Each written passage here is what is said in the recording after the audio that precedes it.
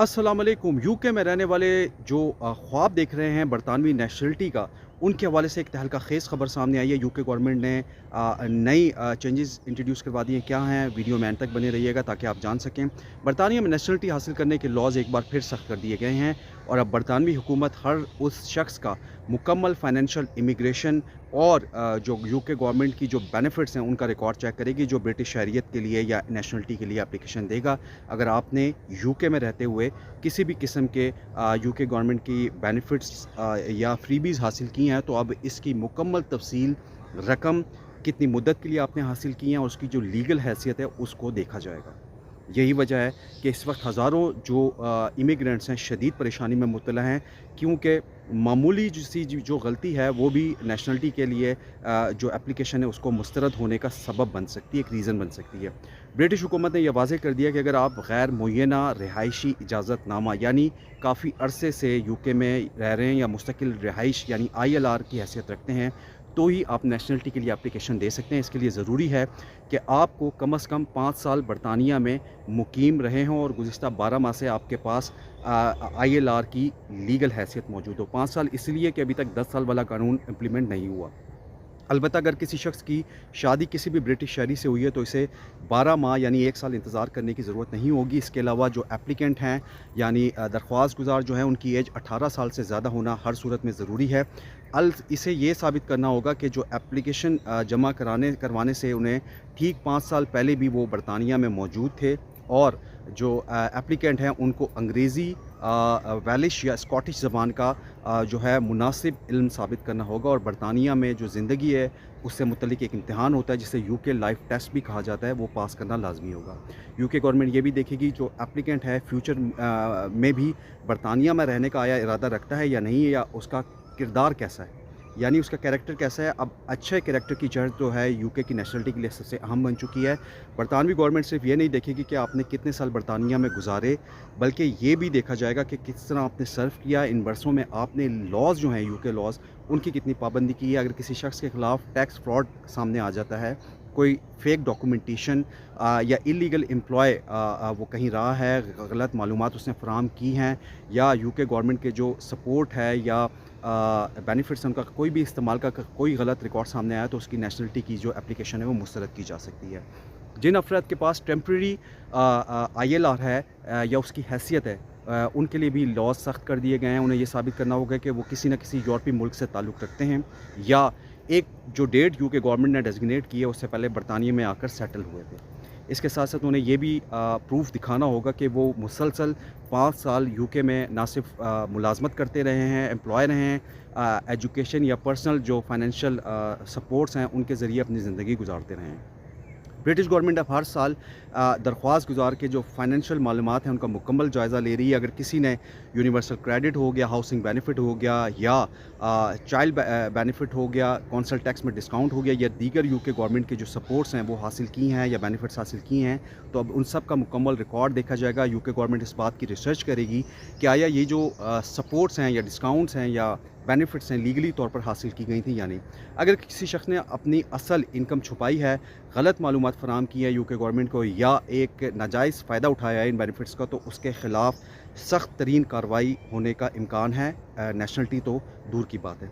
Immigration experts के मुताबिक अब होम ऑफिस मुख्तलिफ सरकारी जो इदारे हैं उनका रिकॉर्ड एक दूसरे से शेयर कर रहा है। टैक्स का जो इदारा है यूके का वो DWP, लोकल कौंसल्स और इमिग्रेशन हुकाम अब एक दूसरे के साथ जो है अपनी इंफॉर्मेशन शेयर करें। अगर किसी शख्स की टैक्स मालूमात और हुकूमती सपोर्ट्स या बेनिफिट्स के दावों में तज़ाद पाया गया तो उसे ये वजाहत देना होगी।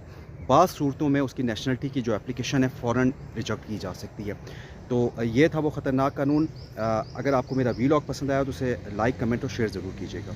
बहुत से पाकिस्तानी, भारतीय, बांग्लादेशी और दीगर एशियाई ख़ानदान जो हैं इस वक्त खौफ और परेशानी का शिकार हैं, क्योंकि उन्होंने माजी में किसी भी एजेंट या किसी कंसल्टेंट के कहने पर ऐसे कागजात जमा करवाए थे जो मुकम्मल तौर पर दुरुस्त नहीं थे। ऐसे बहुत से केसेस हैं बरतानिया में।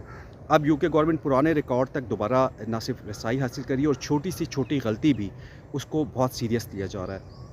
ब्रिटिश नेशनलिटी के लिए जो रेजिडेंस की शराइत हैं वो भी इंतहाई सख्त हैं। एप्लीकेंट को कम अज़ कम 5 साल और नए लॉज के तहत 10 साल बरतानिया में रहना ज़रूरी है اور اس دوران انہوں نے کسی بھی امیگریشن لاء کی خلاف ورزی نہیں کی ہو. پہلی شرط تو یہ. اور اگر کسی شخص نے اللیگل طریقے سے یو کے میں قیام کیا ہے، ویزے کی شرائط توڑی ہیں یا ایک مقررہ ٹائم سے زیادہ یو کے میں قیام کیا یا اوور اسٹے ہوا ہے، تو اس کی جو اثر ہے اس کی نیشنلٹی کی اپلیکیشن پر پڑ سکتا ہے. سب سے اہم بات اس میں یہ ہے کہ اب یو کے گورنمنٹ بیرون ملک گزارے گئے دنوں کا بھی مکمل حساب رکھ رہی ہے. اگر کسی شخص نے گزشتہ 5 سال میں 450 دن یعنی 450 ڈیز سے زیادہ برطانیہ سے باہر گزارے ہیں تو اس کی اپلیکیشن متاثر ہو سکتی ہے نیشنلٹی کی. اسی طرح آخری 12 ماہ یعنی 1 سال میں 90 ڈیز سے زیادہ وہ کسی بھی بیرون ملک رہا ہے تو اس کا مسئلہ بن سکتا ہے.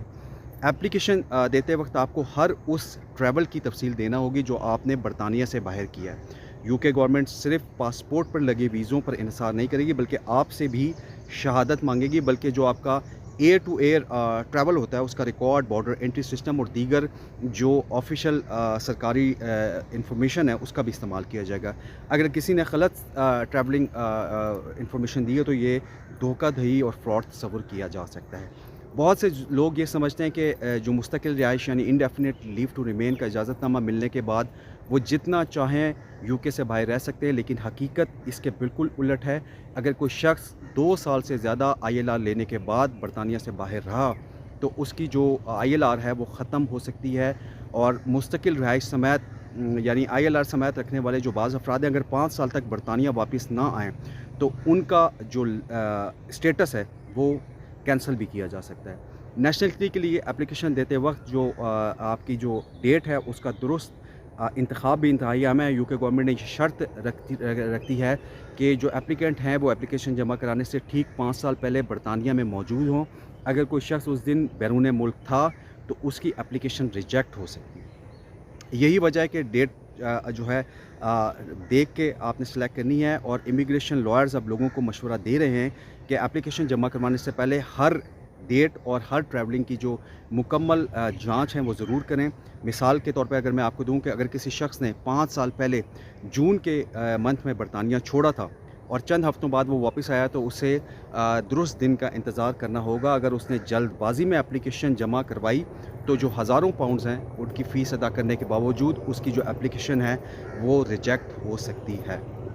اب جو سوال پیدا ہوتا ہے وہ یہ ہوتا ہے کہ کیا یو کے گورنمنٹ بینیفٹ لینے والے افراد کی نیشنلٹی وہ حاصل کر سکیں گے یا نہیں. اس کا جواب یہ ہے کہ اگر کسی نے قانون کے مطابق یو کے گورنمنٹ نے میں ڈسکاؤنٹس بینیفٹس ریسیو کیے ہیں اور تمام معلومات درست طریقے سے فراہم کی ہیں تو اب بھی وہ نیشنلٹی کے لیے اپلیکیشن دے سکتا ہے.